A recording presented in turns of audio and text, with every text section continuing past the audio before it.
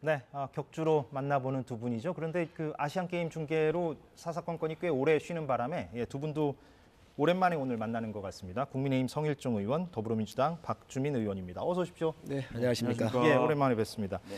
사실 요즘 그 아침 라디오 방송들은 현역 의원들 섭외가 나름 괜찮은데요. 왜냐면 하루 일정을 시작하는 시간이니까. 그런데 낮 프로그램은 국감 때문에 섭외가 뭐 쉽지는 않습니다. 그런데 이제 두 분이 이렇게 일정 조정을 해주셔서 나와주셨고, 그래서인지 몰라도 저희 제작진이 잠깐 준비한 영상이 있다고 하는데요. 보고 올까요?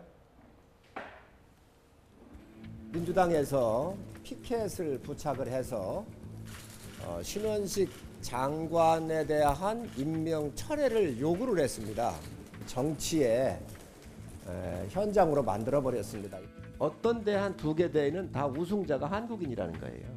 여기에 우승을 한 사람에 대해서 병역 면제하는 것이 정책적으로 이것을 그냥 놔둬야 되는가?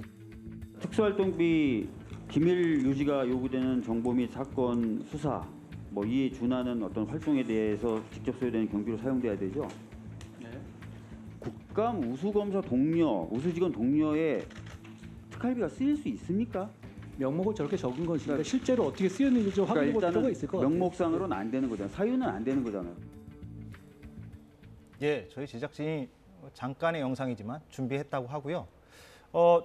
성일종 의원은 지금 국방위에 계시고, 그렇습니다. 예, 박 의원께서는 이제 법사위에 법사위에 계십니다. 예. 계시니까 그 현안들을 저희가 뭐 다 나열할 수는 없을 것 같고요. 두 분이 좀 공통적으로 주목해 오셨고 많이 언급했던 현안 가운데 바로 그 최상병의 순직과 박정훈 대령의 외압 의혹 문제 제기, 이 부분.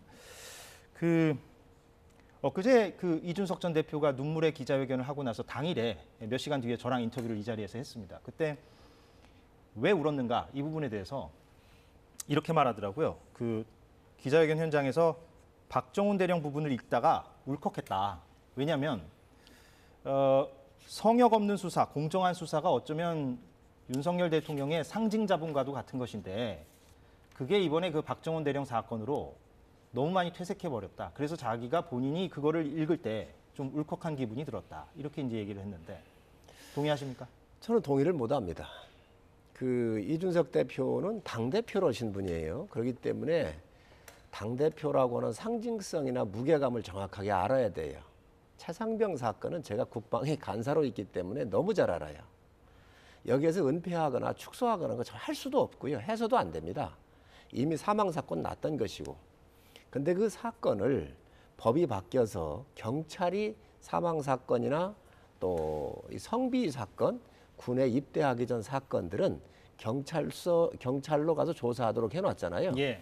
그런데 이 최상병 사건은 당시 작전을 하면서 이제 많은 최상병이 순직을 했고요. 그때에 그러면은 그 조사를 군으로 넘겨야 되는 건데 사전에 박정훈 대령이 조사를 했단 말이죠. 예. 기본 조사를 했어요. 근데 예. 거기에 8명에 대해서 과실치사라고 하는 것을 명시해서 보냈단 말이죠. 그러니까 이제 이거에 대해서 장관께서 쭉 다 핵심은 그거예요. 장관께서 보고를 받다가 함께 작전 들어간 병사도 있고 간부 초급 간부도 있고 한데 명령받아서 들어가서 작전하다 죽은 사람이 무슨 과실치사냐. 그러니 이거에 대해서는 좀 경찰로 보내는 거를 보류하라 한 거잖아요. 근데 그 보류가 설사 명령이 잘못됐든 안 됐든 박정훈 대령은 수행을 해야 되는 거예요. 군의 명령 체계상. 이게 본질이에요. 항명이 맞다. 그렇습니다. 항명이 맞는 거지요. 자, 그런데 이제 이게 사단장을 구하려고 했다, 외압이 있었다, 대통령실에 뭐 여러 가지가 있다. 아니, 그런 건 조사하면 다 밝히면 될 거 아니에요. 문제는 항명이 본질이냐 아니냐인데 해병대 사령관하고 박정훈 대령하고 굉장히 가깝잖아요. 그 장관께서 전화한 건 맞고 그 얘기를 하니까 박정훈 대령이 사령관하고 가까우니까 여러 가지 문제가 생길 수 있다. 아마 토론을 한 것 같아요. 그 와중에서 늦게 이루어지고 이 부분이 불분명하게 이게 명령 침투가 잘 안 됐던 것이지요. 예. 이거는 민주당의 의원들도 다 알고 있습니다. 이게 정치화된 거예요. 왜 됐느냐? 최상병 사건은 정말 어머니께서 나이 드셔서 이렇게 얻으신 귀한 아들이고 또 젊은 청년의 죽음이니까 정서적으로는 문제가 있는 거지요. 알겠습니다. 그런데 이거를 제대로 파악을 못하고 전직 대표가 이거를 정치 공세한다는 것은 있을 수 없는 일이라고 생각을 합니다. 예. 그래서 이 부분에 대해서는 우리 이 대표께서 정확하게 좀 아셨으면 좋겠어요. 예, 이준석 전 대표의 말에 동의하지 않는다는 말씀이시고. 뭐 제가 국방부를 대상으로 국감할 때도 질문했던 부분이에요. 그러니까 법사위지만 군사법원이 있어서 예. 국방부 장관을 상대로 질의를 할 기회가 있거든요. 이미 이제 MBC 등 언론에서 보도한 김계한 사령관과 그 밑에 부하들 간의 통화 내역 녹취록이 있어요. 거기 보면은 해병대 사령관이 이 사건이 이제 경찰로 처음에 이첩된 날 뭐라고 얘기하냐면 우리는 진실되게 했다. 우린 잘했다. 정당하지 않냐. 이렇게 얘기하면서 그러나 아마 하다 안 되면 쟤네들은 내 명령을 위반한 것으로 끌고 갈 수밖에 없을 것이다. 이렇게 얘기를 합니다. 예. 예. 무슨 얘기냐? 사건을 조사하고 경찰에 이첩한 거. 그 당시만 해도 김기한 사령관조차도 아주 진실되게 하고 정당하게 잘했다는 거예요. 이게 해병대 사령관이의 명령을 위반한 사람과 그 명령을 내린 해병대원의 대화일까요? 그렇지 않잖아요. 그 다음에 구속영장에도 그런 표현이 나와요. 이 해병대 사령관이 초기에는 계속 검찰 수사나 이걸 군검찰 수사를 받으면서도 항명이 없다 그럽니다. 뒤로 갈수록 이제 말이 바뀌고 그렇게 되거든요. 구속영장에도. 이걸 봐도 제가 봤을 때는 항명이 아니라 항명으로 끌고 간 것 아닌가. 이런 의심을 지울 수 없다는 그럼 거예요. 이준석 전 대표의 문제의식에 동감을 한다. 당연히 저희들은 그런 문제의식을 가지고 지금 특검법 발의한 거고 패스트트랙으로 지정한 거죠. 뭐 박 의원님 그렇게 보실 수도 있을지 모르겠어요. 야당이니까. 그런데 중요한 건 뭐냐면 군은 명령을 내려지면 명령이 곧 법이에요. 알겠습니다. 그 명령이 부당하든 정당하든 일단 수행을 하고 봐야 되는 거예요. 아니, 그러니까 이게 명령이 장관이 있었는지조차도 불분명하게 아닙니다, 만드는 아닙니다, 녹취록들이 아닙니다. 공개되고 있잖아요. 7월 30일 날 장관이 외국을 나가기 전에 8월 1일 7월 30일 거예요. 7월 30일 날 외국으로 가기 전에 전화를 정확하게 해서 그거 이첩을 보류하라 한 거거든요. 근데 그걸 그냥 들고 간 거예요. 예. 그렇기 때문에 이 사실 자체를 우리가 봐야지. 알겠습니다. 예. 지금 왜냐하면 이런 명령이 제대로 먹히질 않는다고 그러면 군에 영이 안 쓰면 정말 국방 무너지는 겁니다. 아니, 그래서 명령이 이 사실을 있었고 본질로 봐야 명령에 대한 돼요. 불복종이 있었으면 아까 말씀드렸던 그 녹취록에 그런 정황이 나와야 되겠죠. 이 녹취록이 그 수사 단장 바로 밑에 있는 중수대장하고 광수대장하고 통화하는 내용이에요. 그 자기의 명령을 수차례 위반했다라고 지금 수사받고 있는 그런 사람들하고 통화를 하면서 야 우리는 그래도 진실되게 했으니까 걱정 없어 이런 얘기를 합니까? 아니 그게 말이 안 되죠. 여기까지 하죠. 요거는 꼭 하나만 해야 되겠어요. 짧게요. 실무자들끼리 무슨 얘기든 그건 상관이 없어요. 실무자가 아니라 해병대 사령관이 한 얘기라니까요. 실무자들끼리 해병대 저는 사령관의 이게 명령을 이 위반했다는 내용이- 것도 내용이- 항명죄 한 부분입니다. 자, 문제는 그리고 장관의 오다를 장관의 명령이라는 걸 아니지요. 직접 내려가지 않고 해병대 사령관이 박 통해서 의원님. 내려가요. 한번 조만간요. 자. 제가 이 주제만 가지고 두 분의 토론 기회를 한번 마련하겠습니다. 네. 왜냐하면 굉장히 불꽃이 튀기기 때문에 항상 그래요 왔고. 근데 오늘은 두 분의 어떤 인식 차이를 시청자 여러분들께 보여드리는 것으로 일단 이렇게 정리를 좀 하고 좀 분위기를 바꿔서 의대 정원 확대 문제요, 송 의원님. 이거는 지금 여야가 큰 틀에서는 뭐 한 목소리를 내고 있고 좀 부분적으로 이견이 있는 것 같고. 물론 의사협회는 지금 강하게 반발하고 있긴 합니다만 어떻게 잘 될 것 같습니까? 한 몇 명 늘릴 수 있을까요? 지금 한 해 한 3,000명 뽑는데 더 뽑긴 또 뽑아야 된다 이런 목소리를 지금 내고 지금 있잖아요. 뭐 숫자나 이런 건 정해진 게 없고요. 예. 협의를 해야 되겠죠. 근데 이거는 김대중 정부 시절에 의학분업을 하면서 1년에 351명씩을 의대 정원을 축소한 겁니다. 지금 20여 년 됐잖아요. 그래서 약 7,000명의 의사가 안 나오다가 보니 지금 지방 같은 데에서는 필수 의료 인력 같은 경우는 여러분 수술해야 한다든지 예. 뭐 이런 산부인과 소아과 같은 경우는 정말 인력이 부족해요. 어떤 과 같은 경우는 4, 5억을 줘도 4, 5억 연봉을 드릴 테니까 오시라 해도 하지를 않아요. 근본적으로 지금 이게 부족합니다. 간호사들을 상대로 아마 그 노조 단체에서 그 기관에서 설문조사를 했던 것 같아요. 그런데 여기에도 82%인가가 85%인가가 의사가 부족하다고 간호사들이 대답을 했거든요. 예. 제가 외국하고 비교를 해드릴게요. 독일이 8,300만입니다. 인구가. 매년 대학교 의과대학으로 진학하는 학생이 11,000명이에요. 그리고 내년도부터는 5,000명을 더 증원한다고 그러니까 16,000명이 들어가게 될 거예요. 예. 대한민국이 5,100만인데 우리가 3,058명이에요. 의과대학 가는 학생이. 한 해. 그렇습니다. 그러니 우리가 지금 현재 고령화에 대비해서도 그렇고 과거 20년 동안 저 351명 줄인 것만 하더라도 약 한 7천 명이 안 나왔기 때문에 아주 부족하죠. 그래서 이건 시급한 과제인데 역대 정부가 이걸 다 실패를 했어요. 못 해왔어요. 윤석열 정부에서는 이런 것으로 따지지 않고 국민의 삶과 관련되기 때문에 이걸 반드시 증언해야 한다라고 생각을 하고 있습니다. 짧게요. 그럼 성 의원께서 개인적으로 한 몇 명 정도 플러스 증언해야 된다고 보십니까? 개인 지금, 의견을 전제로? 그거는 저도 예. 요거는 아주 세밀하게 이제 과학적 데이터가 필요한데요. 네. 아마 정부 기관에서 조사를 지금 하고 있습니다. 그래서 이것들이 나와 보면 그 백데이터를 가지고 의협하고도 아마 협의를 하지 않을까 생각을 합니다. 알겠습니다. 오랜만에 하여튼 여야가 한 목소리를 내고 있는 쟁점 사안이라서. 근데 민주당은 좀 조건부 찬성이라는 언론 보도도 조건부 있고. 찬성이라기보다는요. 그렇죠. 좀 다르죠, 맥락이. 네, 근데 적극- 이런 것들이 더 추가적으로 네, 필요하다라는 말이죠. 적극적으로 찬성하는데 예. 이왕이면 더 좋은 방향으로 더 잘 됐으면 좋겠다라고 말씀을 드리는 겁니다. 예. 그래서 아까 이제 성일종 의원님도 말씀하셨어요. 뭐 의사들이 숫자가 부족하고 또한 의사들 숫자가 채워진다 하더라도 일부 인기 있는 과에만 의사들이 집중되면 안 되잖아요. 그래서 저희들은 과거부터 공공의대라는 것을 통해서 한 과에 집중되는 걸 좀 막고 또 지방에 또 의사들이 없습니다. 그래서 지방에도 일을 할 수 있는 의사가 양성될 수 있도록 지방의대 중심으로 양성. 예. 이런 두 가지를 좀 더 추가해서 병행하자는 이왕 거잖아요. 할 거면 잘하자. 예. 이렇게 지금 말씀을 드리는 거고 정부가 의사들이 반대하더라도 후퇴하지 않았으면 좋겠다. 이런 예. 입장을 갖고 있는 거죠. 알겠습니다. 전에 민주당이 이제 공공의대라든지 지역 의사제를 들고 나왔을 때 의사들이 반발이 심해서 예. 2년 전에 실패한 거거든요.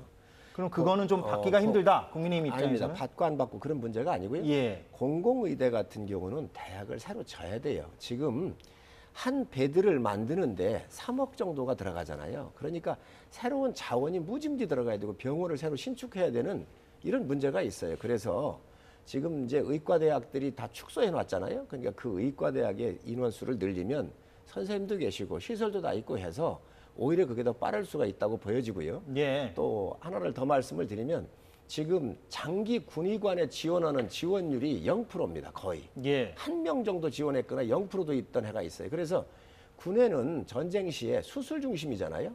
그런데 지금 군의관이 지금 다 부족해가지고 큰 문제가 생겼습니다. 그래서 간호사관학교가 있듯이 군 의무사관학교를 좀 만들어서 여기에 군에 장기적인 20년 이상 근무할 수 있는 인력을 좀 보급을 하고 지금 민주당이 얘기에는 지역의사제 같은 경우는 우리가 도서 벽지 같은데 이런 지방 같은데 근무하기 꺼리니까 공공의사 같은 경우도 아마 여기서 좀 더 할 수 있을 텐데 그런 안을 국방위에서 지금 제안을 해놨습니다. 예. 그리고 오늘 또 제가 기자회견도 했는데 아마 이런 안을 우리가 좀 더 적극적으로 군의 필수적인 인력도 보강을 하면서 그런 부분들을 한번 고민을 해야 되지 않을까 생각을 합니다. 예. 짧게 좀 첨부하신 뭐 말씀. 추가 대책 관련해서는 그러니까 약간의 이견은 있을 수 있는 것 같기도 하고요. 예. 방법이나 이런 부분에 있어서 약간의 차이가 있는데 하여튼 저희들이 강조하는 건 의사 정원은 늘려야 된다. 그리고 이왕 늘렸을 때 아까 말씀드렸던 대로 특정 인기과에만 집중이 돼서 결과적으로 의료 혜택을 보지 못하는 분야가 계속 생기면 안 된다. 그다음에 지방에도 의사들이 갈 수 있도록 해야 된다. 이런 것들을 같이 한번 고민하면서 만들어 나갔으면 좋겠습니다. 예, 좀 기대를 해보겠습니다 이번에. 예, 물론 다시 한번 말씀드리지만 의사협회는 강하게 반대하고 있기 때문에 저희가 다음 주 중에 의사협회 쪽의 그 반론 인터뷰도 준비하고 있다는 말씀을 추가적으로 드리겠습니다. 국민의힘 얘기를 좀 해보면요. 오늘 좀 아무래도 저희가 준비한 그 질문의 특성상 국민의힘 당 내부 상황을 먼저 짚고 그다음에 민주당 얘기를 하려고 하는데 당 내부 상황이니까 사실 매번 박주민 의원의 어떤 논평을 듣는 것보다는 오늘 좀 국민의힘 얘기는 성 의원 중심으로 좀 하고 민주당은 또 박 의원 중심으로 하고 이렇게 하면 될 것 같은데 성 의원께서는 지난번에 이 자리에서 수도권 위기론의 실체에 대해서 동의 못한다, 없다 이렇게 말씀을 하셨는데 이번 강서구청장 보궐선거가 수도권 위기론의 실체가 있다는 거를 증명한 게 아닌가 하는 생각은 드는데. 그렇습니다. 예. 그렇습니다. 그 그냥 인정을 쿨하게 해야 인정하시는 겁니까? 예, 그렇습니다. 인정해야 예. 합니다. 강서 주민들께서 보내주신 17%의 패배라고 하는 것은 예. 이유야를 막론하고 저희가 받아들여야죠. 그리고 이 퍼센트는 21대에 우리가 20년도 21대에 치렀었던 18%고 거의 근접해요. 예. 그렇기 때문에 지금 국민의 뜻을 당이 겸허히 받아들이는 것이 전 맞다고 보고요. 예. 그에 따른 여러 가지 문제점이 있겠지만 국민의 이 눈에 들 수 있도록 또 마음을 풀 수 있도록 당이 모든 조치를 해야 한다고 생각을 합니다. 그런데 이제 일각에서는 김태우 후보의 공천을 사실상 대통령의 의중으로 한 건데 대통령 본인이 좀 사과든 유감 표명이든 직접적인 표명을 해야 되는 거 아니냐 이런 의견이 나오고 있는데 동의하십니까? 대통령께서 의중이 실렸다라고 하는 것은 추측이지요. 또 그럴 수도 있을지 모르지만 근데 저는 맥락을 보면 너무나 자, 그렇게 해석이 되기 때문에 어찌 됐든 그러한 이야기는 모든 것은 녹여내야 될 책임이 당에 있습니다. 그렇잖아요. 그런데 지금 예를 대통령도 일정 부분 책임이 있다라고 볼 수 있지 않을까요? 뭐 어느 쪽이 더 많고 적고를 떠나서 아니, 대통령께서도 17%에 대한 이 국민의 심판을 왜 모르시겠습니까? 정확하게 알고 계시겠지요. 예. 그렇지만 당이라고 하는 것은 예를 들면 전쟁을 치르는 아주 일선 지휘부대 같은 곳이라는 말이죠. 왜냐하면 당에서 나가서 선거 지원도 하고 유세도 하니까. 그렇기 때문에 이 모든 것들은 당에서 어느 정도 정리를 해야 되는 문제지요. 그런데 그 선거 결과 이후에 이제 김기현 대표가 물러나느냐 마느냐 뭐 이런 것도 쟁점이었는데 아무튼 정리는 지금 김기현 대표 체제가 그대로 가고 사무총장에 이번에 그 TK 재선 이만희 의원이 됐단 말이죠. 근데 제가 듣기로는 성희영께서도 후보군 중에 한 명이었다는 얘기도 있던데. 저는 정책의장을 한 지가 내려놓은 지가 얼마 안 되잖아요. 예. 그렇기 때문에 연이어서 맡기가 상당히 어려움이 그 있습니다. 부담스러움이 그리고 있었습니까? 국민 여러분께서 조금 이해를 해주실 게 충청 이북권에서 저희가 21대 총선할 때 수도권에서 17명이 당선이 됐잖아요. 예, 완패를 했죠. 그렇습니다. 충청, 강원, 수도권 다 포함해서 실질적으로 인물 찾기가 굉장히 어렵습니다. 그러다가 보니 이게 아마 PK, TK 또 다른 지역 놓고 봤었을 때에 아마 그 중에서 가장 적합한 인물이 이만희 사무총장이라고 대표께서 판단하신 거지요. 근데 여전히 저희- 영남당 색채가 아니냐 이런 비판은 계속 나오고 있어서. 이 총장을 맡거나 좀 이렇게 하실 분들이 적기 때문에 예. 비교적 그 부분은 비난받을 수 있지만 또 내부로 들어와 보면 예. 그렇게 비난만을 할 수는 없는 거예요. 제가 뭐 당내 사정은 전혀 모르는데 특정인을 언급해서 그렇긴 합니다만 가령 뭐 인천의 윤상현 의원 같은 경우는 그동안 쓴소리도 많이 해왔고 수도권 위기론을 실제 거론했던 분이기도 하니까 뭐 그런 분들이 가령 이건 뭐 예를 드는 겁니다. 가령 뭐 사무총장을 한다 그러면 해석이나 그런 것들이 달라졌을 것 같은데 이번에 너무 좀 뭔가 수도권으로 확장해야 될 시점에 사무총장마저도 TK 재선 의원이 되니까 좀 비판의 목소리 나오는 것 같습니다. 윤상현 의원 계신데 윤상현 의원은 총장을 하셨고 사선 의원입니다. 예. 거의 사선이 저희 당에서는 총장을 맡는 그런 선례가 없어요. 너무 선수가 높다. 선수가 높지요. 예. 그래서 사선이면 되게 국회 부의장을 가신다든지 이렇게 하시기 때문에 또 재선 내지 그래도 3선 정도가 주로 사무총장을 맡아왔지요. 예. 거의가. 그렇기 때문에 아마 그런 것들을 고려하셨을 거예요. 예. 그 하나만 더 질문드리면 지난번에 그 너무나 쿨하게 아까 그 수도권 위기론에 대해서 없다고 하신 거에 대한 반성을 말씀하셔서 제가 이 질문을 좀 추가로 드리는 것이 좀 야박한 감은 있습니다만 그때 성희영께서 인재가 밀려들고 있다 이렇게도 말씀을 하셨단 말이죠. 근데 지금 혁신위원장이나 전략기획부총장을 이제 임명해야 되는데 언론 보도를 보니까 인물난을 겪고 있다 이런 보도도 지금 나오고 있어서 인재가 밀려들고 있는 게 맞는 건가? 전략부총장 같은 경우 현직이 하는 게 맞지요. 예. 당내 사정도 잘 알고 하기 때문에 그리고 또 공심위에 들어가면 공심위에 당연직으로 들어가는 케이스거든요. 그렇기 때문에 지금 현재 초재선 중에서 주로 가는데 특히 전략부총장은 민주당이나 저희 당이나 되게 초선들이 하잖아요. 네. 숫자가 없는 겁니다. 그래서 그런 어려움이 있다는 말씀이고 지금 혁신위원장은 전략기획부총장 예, 그건 말씀하세요. 얘기하잖아요. 혁신위원장은 어떻습니까? 혁신위원장은 뭐 선수에 상관이 없으니까. 예, 그러니까 외부 인사라도 모셔올 수 있는데 지금 그렇게 다 문이 열려 있지요. 예, 문이 다 열려 있. 인물난은 아닙니까? 저희 당에 여러 가지 저희가 인재 영입하는 데는 인물은 많이 있습니다. 물론 그 사이에 예. 강서의 참패라고 하는 기록이 나오니까 좀 더 주춤하시는 분이 일부 있을 수도 있지만 예. 그 전까지는 사실 강서 같은 경우는 후보 자체부터 문제가 있었던 거잖아요. 어쨌든 국민들 판단 내리셨는데 그래서 그런 판단을 받았지만 기본적으로 당 내든 당 외든 다 열어서 당의 혁신을 하고 또 국민 마음을 얻는 데 필요한 분이라고 그러면 저희 대표께서 그 누구든 아마 요청하시고 가서 도와달라고 요청을 하실 겁니다. 예.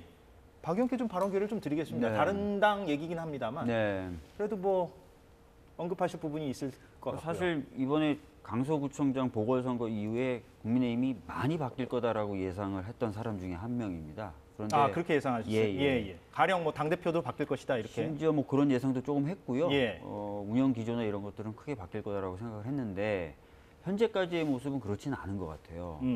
그러다 보니까 이제 강서구청장 보궐선거 결과를 제대로 받아들인 것이냐 이런 평가들이 나오고 있는 것 같고 예. 저도 좀 약간 그런 평가를 좀 하는 편입니다. 예. 네. 끝입니까? 네. 좀 조심스럽게 말씀하시는군요. 그래도 다른 당 사정이라서. 예. 짧게 얘기하라고 하죠. 저는 뭐 과감하게 내려놓고 다 바꿔야 한다는 사람 중에 한 사람이에요. 네. 예. 그 누구든 국민의 마음을 얻을 근데 수 있다면 대표가 그대로 있는데. 자, 다 바뀌어야 한다는 건데 어쨌든 네. 의원총회에서 의원들이 그래도 대표는 어떤 질서 있고 체계적인 것을 위해서 하고 나머지 부분을 바꾸자고 이렇게 의견들을 모았으니까 그에 따른 또 존중도 해야죠. 예.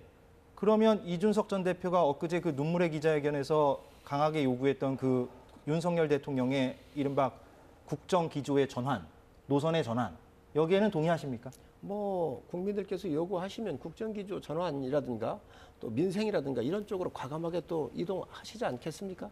저는 예. 뭐 대통령께서 늘 국민의 소리를 듣고 계시기 때문에 민생이라든지 미래에 대한 준비라든지 이런 부분들에 대해서 대통령께서 분명히 기조를 바꾸실 거라고 생각을 합니다. 그렇게 예상하신다. 예, 예. 그렇게 보십니까? 아니면 좀 쉽지 않을 것 같다? 정부도 저는 강서구청장 보궐선거 이후에 크게 기조를 좀 바꿀 것이다라고 예상을 했고 또 그것을 또 요구했던 게 저희 당의 입장 아니겠습니까?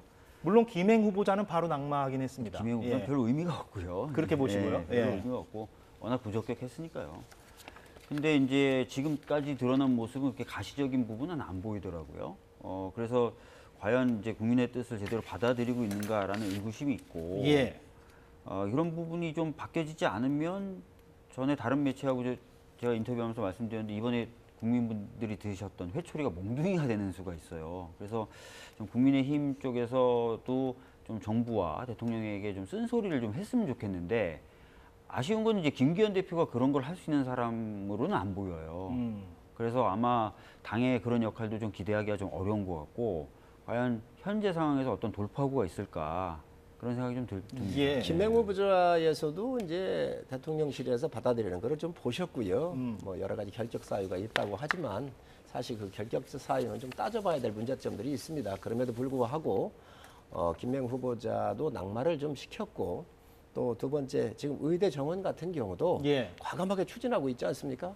제가 정책의장을 할 때 이거 다뤘던 문제고 의사협회하고도 여러 번 만났어요. 예. 추진해왔던 일들이에요. 그런데 이것을 더 가시화시켜서 민생과 관련되기 때문에 또 미래와 관련되기 때문에 뭐 지금 이런 부분들에 대해서 적극적으로 민생 중심으로 국정기조가 지금 바뀌고 있다 이렇게 보시면 될 겁니다. 예, 조금 전 나온 기사를 보니까 여당 지도부가 윤 대통령에게 당이 더 앞으로는 주도적으로 민생 정책을 이끌겠다라고 말을 했다는 그런 보도도 있기 때문에 한번 그 부분을 좀 지켜보는 걸로 하고 국민의힘 관련해서 좀 이 질문을 하나 더 드리고 싶은데 성 의원께 지금 일각에서는 유승민, 이준석 이 두 사람이 사실상 마음이 떠났다.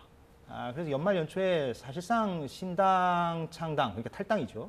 그 방향으로 가닥을 잡을 것이다라는 말이 더 많이 나오고 있습니다. 강서구청장 보궐선거 이후에 어떻게 보십니까? 어떻게 예상하세요? 신당 창당이 쉽지가 않습니다. 지금 민주당이나 저희 당이 양당 축으로 서 있는데요. 신당을 창당하려고 하면은 국민적인 정확한 명분이 있고 방향성이 정확해야 합니다. 그거에 동의할 수가 있겠습니까? 그리고 이 두 분은 우리 당의 당대표를 역임하셨었고 원내대표 하셨었던 굉장히 책임을 맡았었던 부피가 큰 분들이에요. 그렇기 때문에 여러 가지 뭐 역동성이 있어서 여러 가지 비판도 하고 충원도 하고 전 다 좋다고 생각을 해요. 그러나 넘지 않아야 될 선들은 좀 안 넘었으면 좋겠다 생각을 하고 그동안엔 좀 넘었다. 많이 넘었지요. 많이 넘었죠. 예. 그래서 그런 부분들을 좀 이렇게 좀 지켜주십사 하는 말씀 또 드립니다. 신당 창당은 쉽지 않을 것이다. 그렇습니다. 예. 예. 이 부분 혹시 짧게 언급하실? 뭐 실제로 신당 창당이 쉬운 일은 아닙니다. 그런데 그 명분을 자꾸 정부와 여당이 만들어주고 있는 것 아닌가. 그러니까 강서 보궐선거 결과가 나왔음에도 불구하고 당이나 정부가 바뀌는 모습을 안 보여주고 이러면 다 그게 명분이 되는 거거든요. 예. 그래서 명분을 굉장히 많이 만들어주고 계시다 이런 생각이 들고 명분이 쌓이면 쌓일수록 사실은 조금씩 더 쉬워지지 않겠습니까? 신당 창당이라는 것이. 예. 그래서 그런 부분도 좀 주의를 하셔야 되지 않을까 이런 알겠습니다. 예. 민주당은 저희 당이 신당이 창당이 돼서 좀 분할되면 굉장히 좋아할 거고요. 또 민주당이 신당을 또 창당을 해서 분할되면 저희가 또 좋아하겠죠. 예. 뭐 다당제로 치러진다는 예측들도 지금 나오고 있는데 모르겠습니다. 아무튼 네. 민주당은 지금 박 의원께서는 원내 수석 부대표가 되셨는데 네네네네. 이게 이제 어떤 자리인가를 좀 궁금해하시는 시청자분들도 있을 것 같아요. 일하는 간략히 자리예요? 예, 일하는 자리인데 당연히. 선일정 의원님이 들어오시기 전에 저한테 그러더라고요. 원내 수석은 하면 안 되는 자리야 이렇게 얘기하시더라고요. 너무 바빠서. 워낙 일이 많고 예. 본인이 빚이 나는 건 아니에요. 그럼 지금 가장 초점을 맞추고 하고 계시는 건 뭡니까? 일단 지금 국정감사 시즌이니까 국정감사가 잘 되도록 하는 게 첫 번째 과제고요. 예. 국정감사 끝나면 이제 국정감사의 성과를 바탕으로 입법과 예산이 이어집니다. 그런 게 잘 이어지도록 하려고 오늘도 수차례 회의하다 왔습니다. 그런데 원내 대표단이 네. 너무 친명일색 아니냐 이런 문제 제기는 있는 것 같은데. 그런 얘기들 하시는 분 계신데 이제 원내대표단을 꾸릴 때 안 하신 분들 위주로 좀 했고 그다음에 상임위 배분 문제 그다음에 선거 가까우다 보니까 그나마 그래도 조금 여유가 있으신 분들 그러니까 지역에 조금 힘을 덜 실어도 되시는 분들 이런 분들 중심으로 모은 거예요. 그러니까 마지막 그것도 이제 1년도 안 남아서 원내부대표단 꾸리는 거 굉장히 어렵더라고요. 그럼 모으다 보니 결과론적으로는 친명일색이 됐다는 데에는 동의하십니까? 일색이라는 표현도 사실 잘 안 맞고요. 예. 워낙 지금 저희 의원들 중에 이재명 대표님 안 좋아하는 사람은 별로 없고 비명이 워낙에 적다. 네, 워낙 적고 그다음에 여러 가지 이제 지금 말씀드렸던 그런 기준과 상황 속에서 하다 보니까 뭐 그렇게 된 건데 일색은 또 아닙니다. 뭐 저희 부대표단 중에는 알겠습니다. 예. 다른 성향으로 평가받는 분들도 계십니다. 그런데 예. 지금 민주당에서 이제 쟁점 가운데 하나는 네네. 그 5분의 그 의원에 대한 징계가 어떻게 될 것이냐. 음. 물론 지금 그 가결파 전체를 다 징계하는 거는 뭐 현실적으로 불가능하다는 걸로 지금 가닥이 잡혀지는 것 같고요. 네. 뭐 그걸 다 뭐 누가 가결표를 던졌는지 다 확인할 수도 없는 노릇이고. 네. 그런데 공개적인 행보를 보였던 이상민, 김종민, 이원욱, 서른, 조응천 이 5명에 대해서는 지금 당원들 강성 지지층이라고 불리는 그 당원들의 어떤 징계 요구도 있고 네. 실제 정청래 최고위원도 무언가 조치가 취해질 것 같다는 분위기를 내비치고 있지 않습니까? 네. 어떻게 될 것 오늘 같습니까? 정확한 워딩은 이제 정무적 숙고 단계다라고 얘기를 했거든요. 정청래 최고가. 예. 그러니까 현재 상태는 좀 그런 상태인 것 같습니다. 어차피 이제 조금 있으면 당 대표님이 이제 당무에 복귀하시니까 복귀하시면 지도부 중심으로 그 부분에 대한 정무적 판단 과정이 있을 것이고 그것을 좀 지켜보는 그런 상황이다 이렇게 말씀드리면 박 의원 개인적으로는 그 5명에 대해서 어떻게 되어야 된다고 보십니까? 저는 이제 몇 차례 말씀을 드렸는데요. 그러니까 지속적으로 이제 언론 등에서 당에 도움이 안 되는 발언을 하시는 부분은 저는 문제가 있다고 생각을 해요. 예. 그 부분에 대해서는 적절한 책임을 지시는 게 좀 필요하다고 생각하는 사람입니다. 그러나 아까도 말씀드렸던 것처럼 이 부분에 대해서는 당대표님 업무 복귀 이후에 지도부 차원에서의 정무적 숙고와 판단이 필요하겠죠. 예. 근데 그 책임이라는 게 좀 추상적으로 들리긴 해서 그게 그러니까 징계 왜냐면은 필요성이 있다라는 말씀이신지. 저는 어느 정도 그런 게 필요하다고 생각하는 사람인데 징계가 필요하다. 근데 그게 뭐 어느 정도 수위냐 어떤 종류냐 이런 것들은 제가 단언해서 말씀드리기 어렵고요. 예. 어떻게 보십니까? 어떻게 예상하십니까? 그 5명의 그 비명계 의원들에 대한 어떤 민주당의 정무적 향후. 숙고가 어디 있습니까? 정치인들이 내부적인 그 여러 가지 정화 기능을 통해서 소리를 내는 거를 에너지로 봐야지. 예를 들어서 인신 공격을 했거나 팩트가 아닌 사실들을 공격한다고 하면은 그거는 뭐 좀 문제가 있을 수 있지만 예. 이재명 대표 같은 경우는요. 자기 측근 5명이 자살을 했어요. 21명인가가 구속이 됐잖아요. 이재명 대표는 도덕적으로 이미 이런 자리에 있으면 안 되는 분이에요. 저는 이제 이재명 대표의 이 사법 리스크 같은 경우는 더 이상 고려할 필요도 얘기할 필요도 없다고 생각을 해요. 그럼 민주당이 그 5명에 대해서 징계를 할 거라고 보십니까? 그런데 그 징계하겠다라고 얘기 나오는 것 자체가 민주정당이 아니라는 예, 거죠. 이미 거기서부터 좀 그렇습니다. 건강성이 훼손됐다. 그렇기 때문에 뭐 이러한 부분들에 대해서 과연 이게 국민들이 납득할 수 있을까요? 저는 그러니까, 그런 부분에 대해서 도저히 받아들일 수가 없습니다. 성일종 의원님이 말씀하신 거하고 포인트가 좀 다른 얘기를 제가 말씀을 드린 거고요. 그러니까 뭐 당내에서 비판 또는 다른 목소리 나올 수 있고 당연히 그건 보장이 됩니다. 저희들이 말씀드렸던 부분은 뭐냐면 당론으로 결정은 하지 않았지만 수차례 의총을 통해서 거의 당론적 사항이다라는 얘기까지 갔던 거고 다 같이 그러면은 체포동의안에 대해서 부결적으로 가자라고 얘기했고 원내대표도 그것을 호소를 했단 말이에요. 그래서 그렇게 다 같이 가기로 했습니다. 그러나 명백히 거기에 반하는 행동을 하신 거고 그 이후에 또 방송 출연에 이런 것들을 하시면서 다수의 이제 부결표를 던진 의원들이 잘못된 판단을 한 것처럼 자꾸 얘기하시는 부분들 이런 거는 단순히 어떤 비판 다른 목소리와 달리 저희들이 함께 하려고 민주적 과정을 통해서 모았던 의사에 반대되는 행동을 보이시는 것이기 때문에 그런 차원에서 그런 부분은 좀 지적을 이 부분이 하는 이제 거예요. 민주당이 아픈 부분이에요. 무슨 아픈 부분이냐면 당당히 본인께서 한 번이 아니라 100번이라도 조사를 받겠다 그랬거든요. 불체포 특권을 내려놓겠다고 대선 공약으로 내놓고 국회 연설에서까지 얘기한 거거든요.